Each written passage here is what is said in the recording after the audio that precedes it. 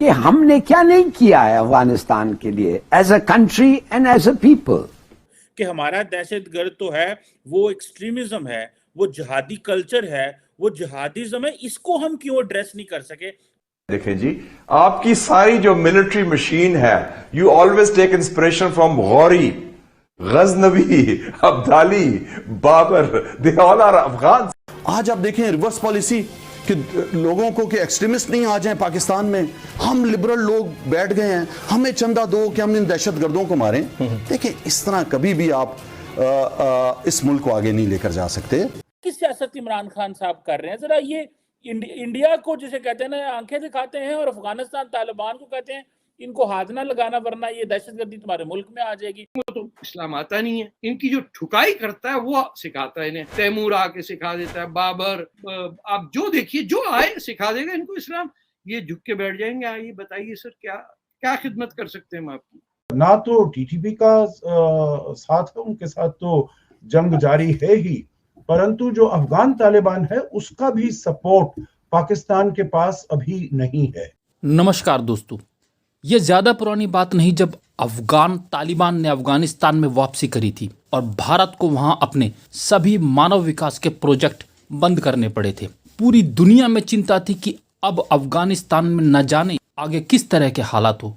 लेकिन अगर उस समय कोई देश सबसे ज़्यादा खुश था, अगर उस समय कोई देश सबसे ज़्यादा ढोल नगाड़े बजा रहा था तो वो पाकिस्तान ही था। और हो भी क्यों ना, क्योंकि आज तक पाकिस्तान उनके लुटेरे आक्रमणकारियों को ही अपना आइडल मानता है। बाबर, गजनी, अब्दाली, गौरी, यही नाम है ना इनकी सभी मिसाइलों के, जिन्हें ये अपनी शान मानते हैं। आज उन्हीं हीरोज की औलादें इन्हें ठोक बजा रही हैं और ये सब अब पूरी दुनिया में रो रहे हैं, हमारी मदद करो, हमारी मदद करो। मगर दोस्तों, कर्मों का फल तो भुगतना ही पड़ता है।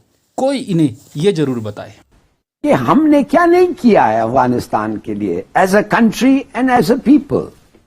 हमने उनको हर तरीके का सपोर्ट दिया है। हाँ, हमारे पॉलिसीज अमेरिकन के साथ मिलके उनको नुकसान भी पहुंचाया है, नो डाउट अबाउट दैट, और उसके लिए we have tried to make amends.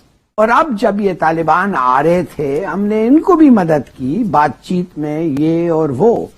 मगर हम देख रहे हैं कि अभी ये जो फेंस हैं ये तो तालिबान खुद उखाड़ रहे हैं, और टीटीपी जो है उनका एक अवाउड एलाई है, वो इनकार नहीं करते हैं कि ये उनके एलाइड नहीं है। और टीटीपी का मकसद सिर्फ और सिर्फ पाकिस्तान है, सिर्फ और सिर्फ पाकिस्तान के सैडली बच्चों का और हमारे हमारे इंफ्रास्ट्रक्चर पे। तो मैं आपसे ये पूछना चाहता हूं, और ये मजाक उड़ाते हैं पाकिस्तान का उधर, खास तौर ये तालिबान कमांडर्स, वो कहते हैं याद रखो, वो जो एक आदमी इनका बैठा हुआ है खतर में, वो खुद कह रहा है, स्टेटमेंट्स दे रहा है कि याद रखो तुमने, हिंदुस्तान ने तुम्हें क्या किया और हम तुम्हारे से ये करेंगे। My point that I am trying to make is कि देखिए जी, हम एक स्टेट हैं, जो खैर ये अलग बात है कि पहले दिन से इन्होंने रिकग्नाइज नहीं किया ड्यूरेंट लाइन को, और फिर ड्यूरेंट लाइन के बाद ये वो। देखें जी, आपकी सारी जो मिलिट्री मशीन है, you always take inspiration from Ghori, Ghaznavi, Abdali, Babur, they all are Afghan. 70,000 Pakistani जो है वो दहशतगर्दी की जंग में मारे गए, जबकि भारत के साथ 4 जंगें हुई और चारों जंगों में तकरीबन कोई 18,000 पाकिस्तानी जो है वो शहीद हुए हैं। तो 18,000 भी कुछ ज्यादा ही आप बता रहे हैं। 1500 दो जंगा 1500 मैं जो बांग्लादेश कोई 9,000 ने कोई मलेरिया ना मार के होने ना साहब। ऑफिशियल अकाउंट बता रहा हूँ, जो ऑफिशियल अकाउंट। अच्छा, कि हमारा दहशतगर्द तो है, वो एक्सट्रीमिज्म है, वो जिहादी कल्चर है, वो जिहादिज्म है, इसको हम क्यों एड्रेस नहीं कर सके। पहले डॉक्टर साहब और फिर ताड़ साहब। एक बात तो ये भी है, ये भी देख ले कि थोड़ी इसमें और सोफिस्टिकेशन इंट्रोड्यूस कर दें कि ये जो 4 जंगें हुई हैं उनमें से कम 3 तो शुरू भी हमने की थी। अगर वो ना होती तो हमारे लोग शहीद ही ना होते, अगर हम अमन से रह रहे होते। और बांग्लादेश में भी पंगा लेने के बाद ये फिर इंडियन एक्शन हुआ है ना, तो ये जंगों का भी काउंट अपने पे ही डालो यार। या तो ना इंडिया ने जंग शुरू की हो और इतने लोग हमारे शहीद हो गए हैं तो मैं उन्हें ब्लेम करूं। अगर जंग हम शुरू करें और हमारे लोग मारे जाएं, हैं, तो हु स्टार्टेड द वॉर? तो हमने क्या किया है? हमने अपना सत्यानाश किया है। वी आर सत्यानाश पीपल। डी-रेडिकलाइजेशन, डॉक्टर साहब आप क्या समझते हैं?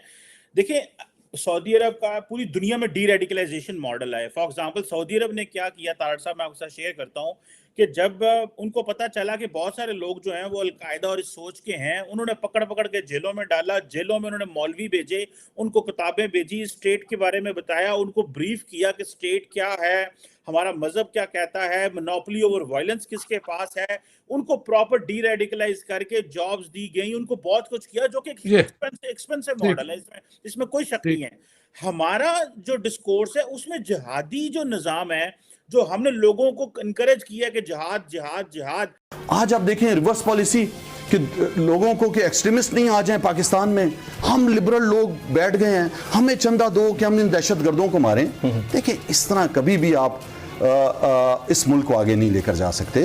आज हमारा वजीर खारजा जो है वो बोंगियां मार रहा है, से हमारी फॉरेन पॉलिसी स्टार्ट होती है, उसको इग्नोर किया हुआ है, वीडियो बना के अफगानिस्तान को इग्नोर किया हुआ है। हाँ, किस सियासत इमरान खान साहब कर रहे हैं? जरा ये इंडिया को जिसे कहते हैं ना आंखें दिखाते हैं, और अफगानिस्तान तालिबान को कहते हैं इनको हाथ ना लगाना वरना ये दहशतगर्दी तुम्हारे मुल्क में आ जाएगी। और कल जो उन्होंने तारड़ साहब नई बात कर दी है, उन्होंने कहा ये 40-45 हजार हम दहशतगर्द ना वहां से लाते तो ये लाने से हमारी मजबूरी थी। और उन्होंने कहा मालाकंड के लोगों ने हमें कहा क्यों लेके आ रहे हो, लेकिन हम क्या करते, हमारी मजबूरी थी, कोई मुल्क रखता नहीं है।